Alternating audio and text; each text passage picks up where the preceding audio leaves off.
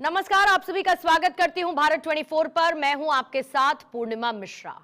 बिहार वो जमीन जिसने राजनीति को नया आयाम दिया, वो मिट्टी जिसने देश को दिशा दी और आज एक बार फिर बिहार की राजनीति एक महासंग्राम के मुहाने पर खड़ी है। बिहार चुनाव की तारीखें नजदीक हैं और बिहार की 243 विधानसभा सीटों पर अगले 5 साल की तकदीर लिखने की तैयारी जोरों पर है। यह सिर्फ चुनाव नहीं है, यह है रोजगार, पलायन, शिक्षा और स्वास्थ्य जैसे अहम मुद्दों पर जनता का फैसला। जहां पर प्रधानमंत्री नरेंद्र मोदी की सभा और रोड शो में जबरदस्त भीड़ उमड़ रही है, सत्ता पक्ष अपने काम, अपनी योजनाओं को लेकर जनता के बीच है, तो वहीं विपक्ष इस बार पूरी ताकत से सरकार को घेरने की तैयारी में है।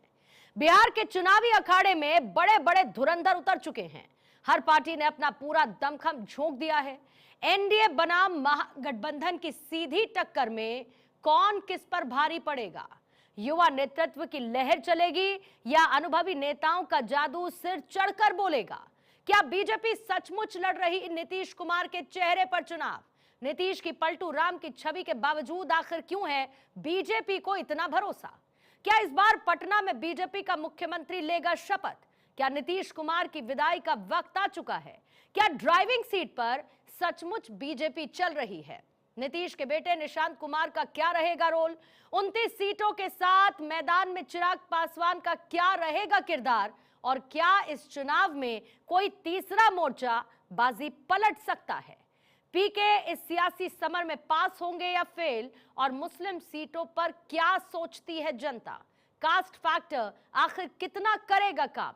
क्या बिहार में रिपीट होगा महाराष्ट्र मॉडल? लालू यादव के परिवार के आपसी झगड़ों का कितना होगा असर?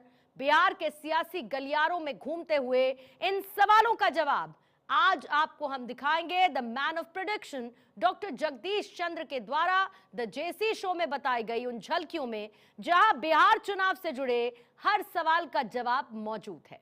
तो हो जाइए तैयार, क्योंकि हम आपको लेकर चल रहे हैं उस चुनावी रण के विश्लेषण में, जहां बिहार के सियासी दंगल के हर समीकरण का लेखा जोखा बताया है डॉक्टर जगदीश चंद्र ने।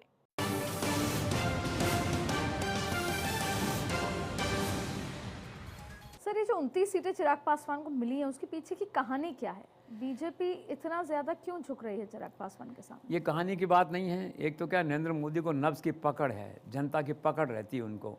आपके सारे चुनावी रणनीति एक तरफ, और नरेंद्र मोदी खुद का जो ग्राउंड आकलन है, फर्स्ट आकलन जो उनका होता है, वो एक तरफ होता है हमेशा।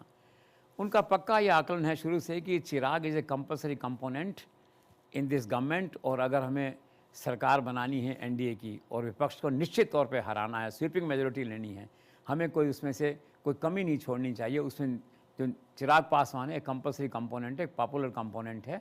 पिछले लोकसभा में 100% उसकी स्ट्राइकिंग रेट थी, 5 में 5 सीटें जीती। तो किसी न किसी कारण से, और प्लस मेरिट है जो पॉलिटिकल, उससे प्रधानमंत्री के मन में उनके प्रति एक सॉफ्ट कॉर्नर है चिराग के प्रति। तो मैंने सुना कि उन्होंने कहा भी कुछ भी करो, इसको 29 करो, 19 करो, ये आपका काम है, लेकिन ये चिराग बाहर नहीं जाना चाहिए। पिछली बार नीतीश के बाहर चला गया था, तो नीतीश कुमार के जो है ना 30-35 सीटों का नुकसान किया उसने। खुद से 135 पे लड़ा, एक भी जीता, वो अलग बात है। फिर जो लोकसभा में 5 सीटें जीती, वो 38 असेंबली कॉन्स्टिट्यूंसीज को प्रभावित करती हैं। तो कम से कम इतना प्रभाव तो आज है उसका, दैट वे जो है। तो एक पॉलिटिकल विजडम के नाते, दूरदर्शिता के नाते, फिर शीर्ष स्तर से फैसला हुआ कि ठीक है, एकोमोडेट करो, जाएगा कहाँ, रहेगा तो हमारे साथ ही। हुआ। सर, इस वक्त जो लालू परिवार में लड़ाई झगड़े चल रहे हैं, उनका आप इम्पैक्ट क्या देखते हैं चुनाव के परिणामों पर? कोई खास नहीं। बिहार के लोग आदी हो गए हैं लालू परिवार के घटनाओं के बारे में, झगड़ों के बारे में, तू तड़ाक के बारे में, गाली गलौज के बारे में, धक्का मुक्की थोड़ी बहुत उसके बारे में। और बड़ा भाई कहता है, तेज प्रताप जो है बड़ा भाई, वो कहता है छोटे भाई को भाई राम का धर्म निभाना चाहिए, राम के प्रति एक मान का सम होना चाहिए, लक्ष्मण को अपना धर्म निभाना चाहिए, सब चल रहा है। लेकिन वो क्या है ना, आप देखो कि अब नॉमिनेशन था कल तेजस्वी का, परिवार वहीं था, कहाँ जाओगे छोड़ के परिवार को? लालू यादव थे, राबड़ी देवी थी, मीसा थी वहाँ पे, एक Sanjay Yadav extra constitutional authority centre वो भी थे वहाँ पे, एक वो आचार्य विदेश में रहती जिसने किडनी दी थी लालू के लिए, वो शायद नहीं थी। वो भी चाहती हैं कि 2-4 टिकट मेरे को दे दो। लेकिन उस परिवार में, जैसे कांग्रेस में राहुल गांधी का रूल है, उस परिवार में तेजस्वी का डंडा चलता है, उसका रूल है जो है ये। तो मानी नहीं उसने किसी की। तो ठीक है, it is disappointed lot of a family, but is not much going to affect the outcome of elections. लेकिन चुनाव से ठीक पहले प्रधानमंत्री नरेंद्र मोदी ने पटना को जो मेट्रो की सौगात दी, उसको आप कैसे देखते हैं? वो बहुत अच्छा कदम है। पिछली बार मैं पटना गया तो मेट्रो काम चल रहा था, तो मैंने भी नहीं सोचा था इतनी जल्दी आ जाएगी। तो ये तो मानना पड़ेगा इसमें कि एग्जीक्यूशन जो है ना वो नरेंद्र मोदी का गजब है। और रेलवे में ऐसा आदमी ला के बैठा दिया उन्होंने, अश्विनी वैष्णव, जो खुद भी अपने आप में एग्जीक्यूशन मास्टर है, जिसे कहना चाहिए। क्रेडिट मिलना चाहिए रेल मंत्री को भी इसमें जो है। इतना बढ़िया हो गया, दिन में 20-25 फेरे करती है, 1.5 किलोमीटर 2.5 किलोमीटर का रूट है वहाँ पे। दैट वे जो है जारी आरी आकर्षण केंद्र है। बिहार के लोग जो गांव-गांव से मोतीहरी से आते हैं, कहीं दूर से आते हैं, वो सब आके देखते हैं उसको कि मेट्रो कैसी होती है।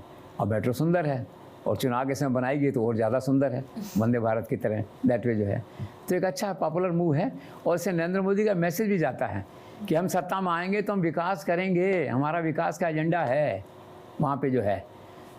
अच्छा इम्पैक्ट है इसका मेट्रो का। राजनीति के चाणक्य कहे जाने वाले गृहमंत्री अमित शाह की तरफ से 243 सीटों में से 160 सीटें जीतने का लक्ष्य रखा गया है। तो आपका आकलन इसको लेकर क्या कहता है, संभावना कितनी है इसकी? आकलन क्या है कि कार्यकर्ताओं को उत्साहित करने के लिए और टारगेट को एक फोकस करने के लिए आदमी ऐसा नंबर देता है जिसको आदर्श नंबर होता है, आइडियल नंबर होता है। तो ये सोच के अमित शाह ने 160 का आंकड़ा रखा है उनके सामने जो है, और 142 पे वैसे लड़ ही रहे हैं वो जो है।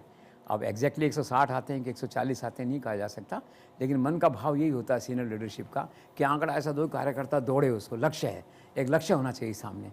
160 का लक्ष्य है, लेट्स सी। सर, चुनाव से ठीक पहले महिला कार्ड की तरह बीजेपी ने खेला 62,000 करोड़ का यूथ कार्ड।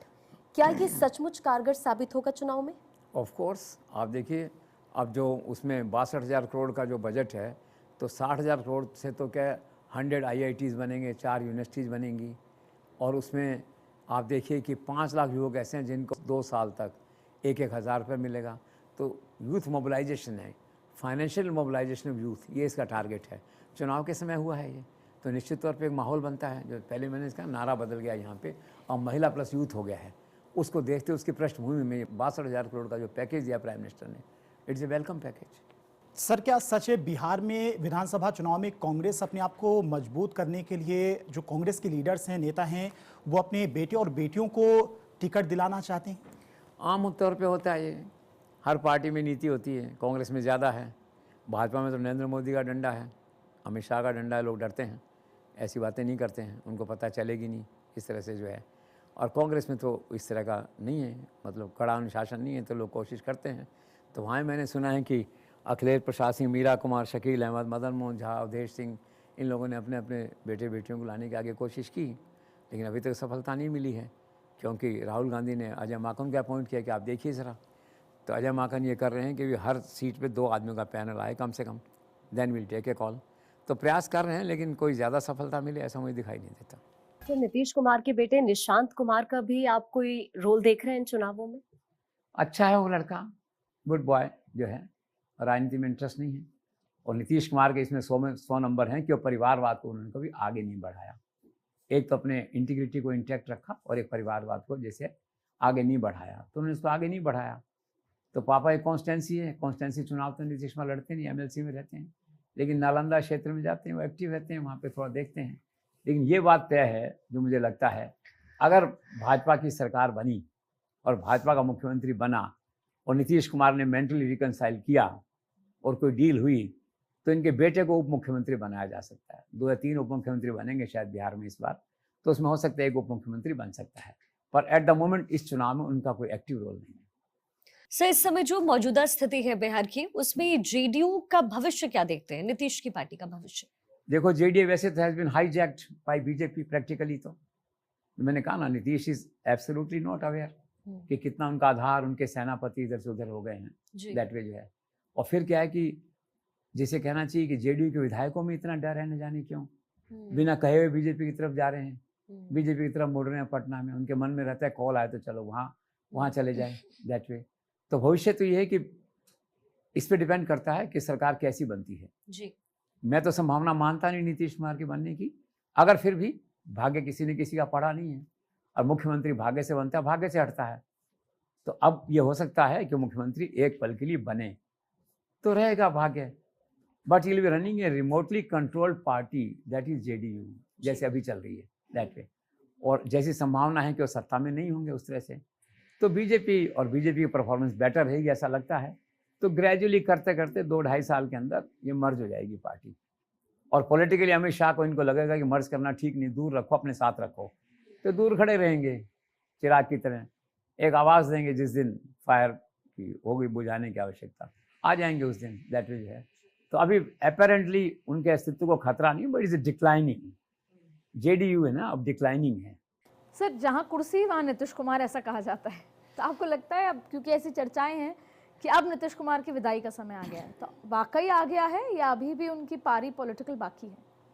देखो, हर नेता का, हर एक मुख्यमंत्री का, केंद्रीय मंत्री का, खासतौर पे मुख्यमंत्री का एक विदाई का समय होता है, एक पारी के अंत होने का समय होता है। फिर चाहे ज्योति बसु हों, चाहे नवीन पटनायक हों, and so on, a long list of people जो है, तो लगता है उनका वक्त जो है विदाई का इस समय आ गया है। अब उनकी विदाई दो तरह से हो सकती है, एक तो जनता उनको विदा करेगी, 101 में बहुत कम सीटें जीतेंगे इस बार वो, मे बी 40 टाइप कुछ ऐसा हो सकता है, बड़ी बात नहीं, दैट इज है। दूसरा ये है कि चुनाव अगर जीत भी जाते हैं तो चुनाव जीतने के बाद जो है ना भाजपा उनकी विदाई करेगी, ऐसा इंप्रेशन है, ऐसा परसेप्शन है, तो उनको तो जाना है, दैट वे जो है, और जाना है तो जाना तो क्या है, पार्ट ऑफ लाइफ है, उनको पूरे सम्मान और गरिमा के साथ जो है वानप्रस्थ आश्रम का जो रास्ता है वो चुनना चाहिए, लेकिन सत्ता का मोह है जो छोड़ता नहीं है। बाकी अपेरेंट इंडिकेशन तो यही है कि Nitish Kumar on is way out, बहुत गरिमा से उन्होंने 20 साल शासन किया, इस पर उन्हें गर्व होना चाहिए, और उसी गर्व और गरिमा के साथ जो है ना उन्हें अब नमस्ते कहने का समय आ गया है उनके द्वारा। लेट अस सी।